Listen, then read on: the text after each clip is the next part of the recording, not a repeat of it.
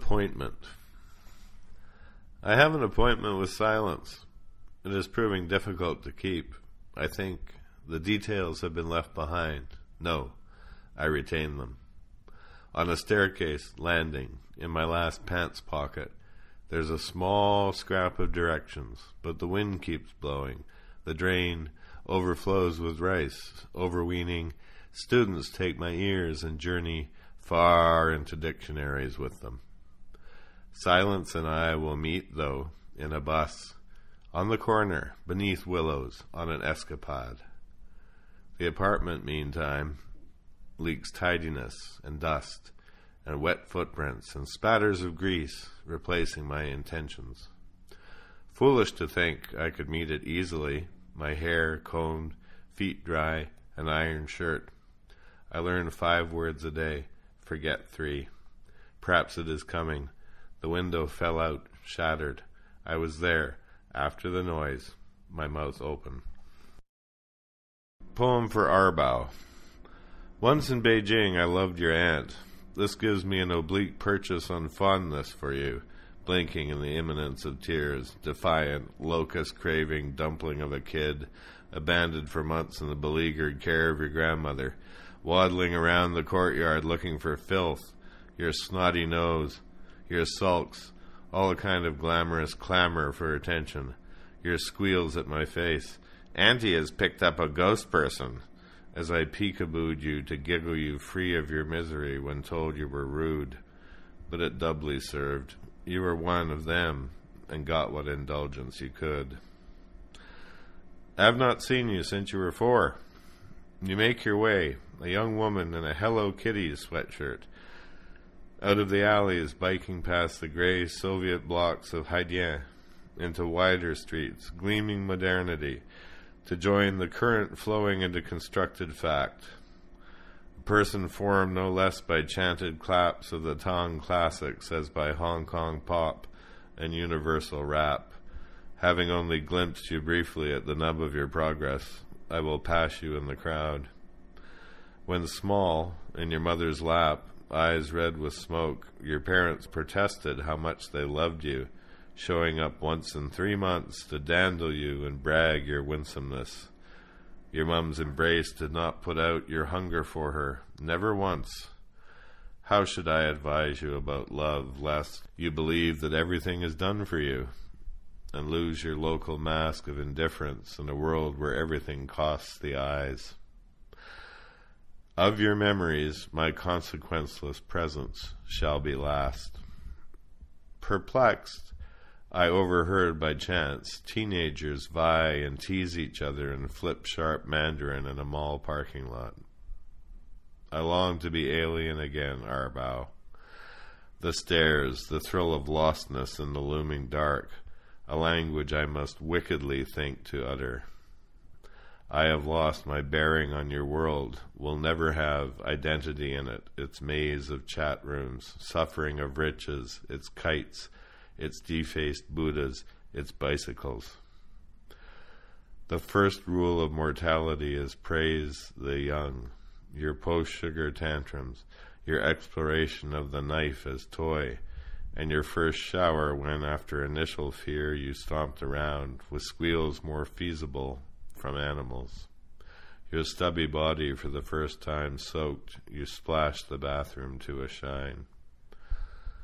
You will make your own world with its stamp of anguish, its delight, its discontent, and one day will grow older in a face that watches you with its clean rage to be next. The Acrobats of Dali.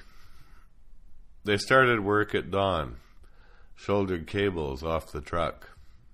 The 2 of them ignored their portly boss's loud commands and set up their ropes and net. In tight black leotards, they set out to betray the marching band's recorded screeching order and perched on the courtyard railings and began to toss the trapeze back and forth without a smile until one swung and, arcing back from void to birth, his partner clapped her timing hands.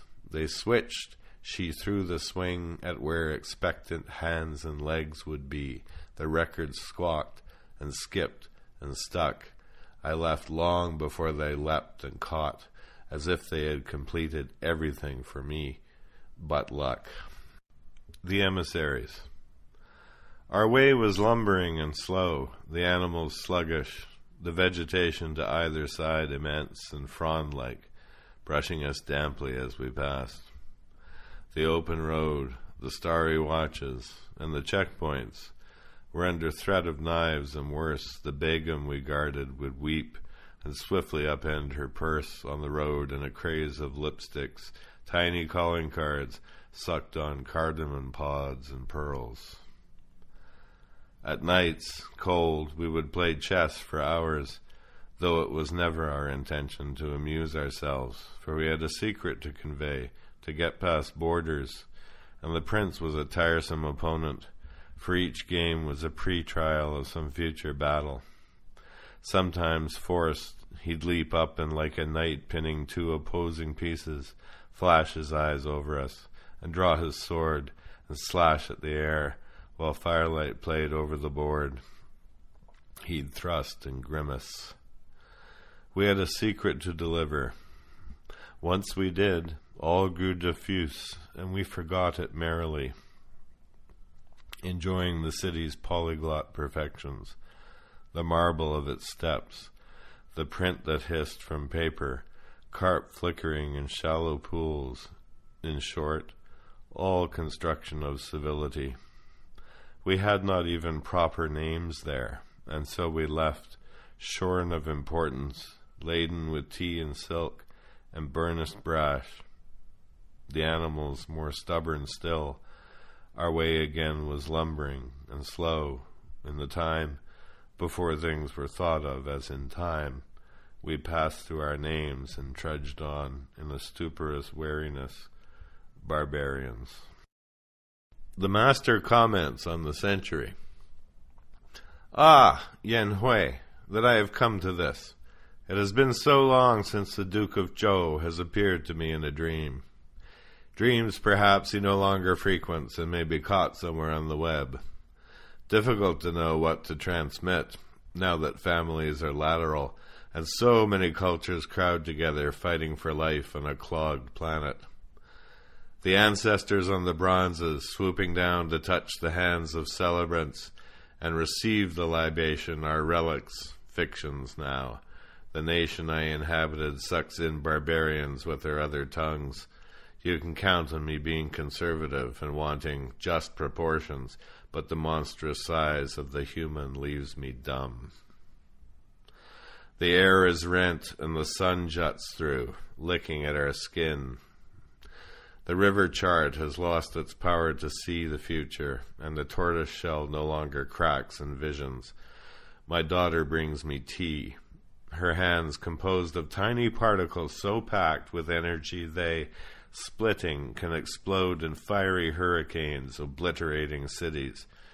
She walks away, calamity inside her, atoms, smaller, dancing, spinning, as she modestly adjusts her dress, oblivious. Of draining and ditching, Yu and Shen would be amazed at modern achievements as the great river spills over lintel, sill and eaves, and the small boats leave, unhoming many. The beasts we feared, the tiger and the bear, are now diminished, their claws ground down to powders of desire. The times are tense, the princes preen behind their weapons. To sit in regal attitude facing south is not sufficient. I doubt you would find one who loved learning more than I, but what to learn? There is no space left in the histories for what is not known or guessed. In storms of contention, the good is lost. My message has not reached the best, though many nod. A strategy of civility without the latent power of goodness is only ritual, and chance will scupper it, and conflagration rage in a dance out shouting death. What use to study the ways of ghosts when the ways of man are untamed, perilous? The Duke of Zhou, he got out when the getting was good, and left us fiddling with tradition while the poor crowd into the cities and power crystallized on discs and chips.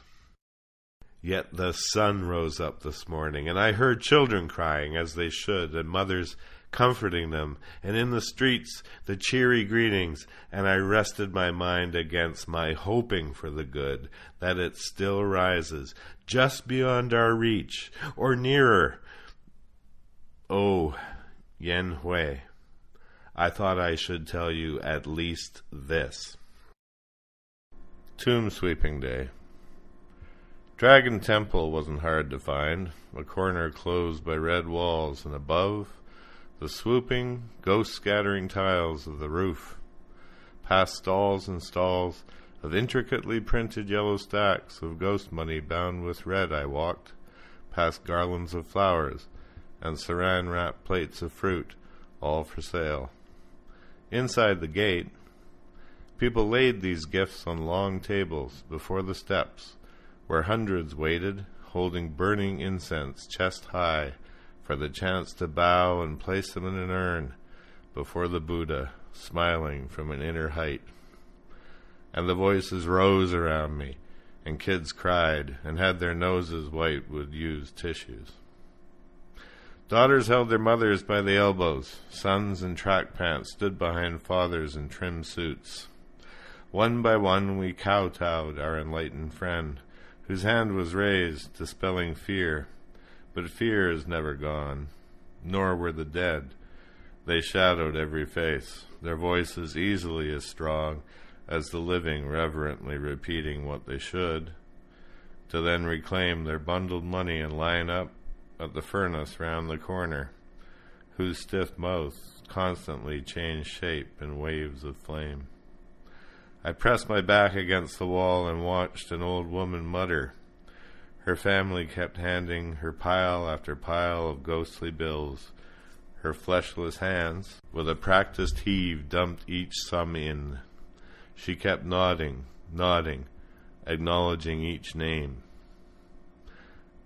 And the people stared at me, the lone ghost outside the fire, as the money blackened, crumbled, softly, swiftly flew in sparks, and I remembered you, though you're not dead. Precisely I smelled hovering coal from a distant mainland city. In a blur of tears I mumbled too, Yuan Tong Chen Yu Hui. Yet what's there in a life to do but reprise our ancestors' mistakes? I had wished my ashes to be mixed with yours.